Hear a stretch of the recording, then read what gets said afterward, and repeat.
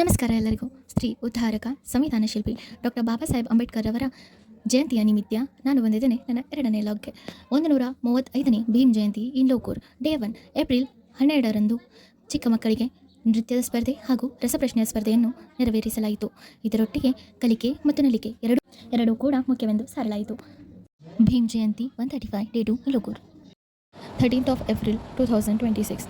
ಈ ದಿನ ರಂಗೋಲಿಯ ಸ್ಪರ್ಧೆ ಹಾಗೂ ವಿನೋದ್ ಕುಮಾರ್ ಅವರಿಂದ ಆರ್ಕೆಸ್ಟ್ರಾ ಕಾರ್ಯಕ್ರಮವನ್ನು ಏರ್ಪಡಿಸಲಾಯಿತು.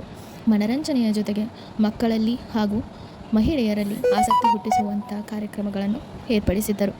ಸುಂದರವಾದ ಕಾರ್ಯಕ್ರಮ ಕೆಲ ಕಾಲ ಜರುಗಿತು. ತದನಂತರ ನಗರದ ಜನರು ಜ್ಯೋತಿ ತರುವುದಕ್ಕೆ ಮಾನ್ಗಾಂವ್ ಎಂಬ ಗ್ರಾಮಕ್ಕೆ ತೆರಳಿದರು. ರಾತ್ರಿ ಇಡೀ ಜ್ಯೋತಿಯನ್ನು ಕೈಯಲ್ಲಿ ಹಿಡಿದುಕೊಂಡು ಮರುದಿನ 14 ಏಪ್ರಿಲ್ 2026 ರಂದು ಲೋಕೂರ್ಗೆ ಬಂದು ತಲುಪಿದರು. ಇದು 2ನೇ ದಿನದ ಸಂಭ್ರಮ. ಭೀಮ್ ಜಯಂತಿ 135 ಡೇ 3 ಇನ್ ಲೋಕೂರ್. ಜ್ಯೋತಿ ತೆಗೆದುಕೊಂಡ ನಂತರ ಪೂಜೆ ಆಯಿತು. ಜ್ಯೋತಿ ತರುವುದರ ಮೂಲಕ ಶುರುವಾಯಿತು ಡಾಕ್ಟರ್ ಬಾಬಾ ಸಾಹೇಬ್ ಅಂಬೇಡ್ಕರ್ ಅವರ ಜಯಂತಿ ಉತ್ಸವ. ಇಲ್ಲಿ ಯಾವುದೇ ಜಾತಿ ಮತ ಭೇದ ಭಾವ ಮಾಡದೆ ಏಕತೆಗೆ ಸಾಕ್ಷಿಯಾಗಿದೆ ಎಂದರೆ ತಪ್ಪಾಗಲಾರದು.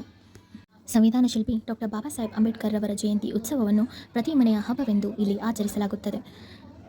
ಈ ದಿನ ಗ್ರಾಮದ ಎಲ್ಲ ಜನರು ನೀಲಿ ಮತ್ತು ಬಿಳಿ ಬಣ್ಣಗಳನ್ನು ಧರಿಸಿರುತ್ತಾರೆ. ಸಂಜೆ ಶುರುವಾಯಿತು ಡಿಜೆಯೊಂದಿಗೆ ಡಾಕ್ಟರ್ ಬಾಬಾ ಸಾಹೇಬ್ ಅಂಬೇಡ್ಕರ್ ಅವರ ಭವ್ಯ ಮೆರವಣಿಗೆ. ಪೂರ್ತಿ ಲೋಕೂರ್ ಗ್ರಾಮಾದ್ಯಂತ ಡಾಕ್ಟರ್ ಬಾಬಾ ಸಾಹೇಬ್ ಅಂಬೇಡ್ಕರ್ ಅವರ ಮೆರವಣಿಗೆ ಜಾರಿಯಲ್ಲಿತ್ತು. I want to thank for a local people giving me such an opportunity to shoot this vlog. Thank you. See you in next vlog.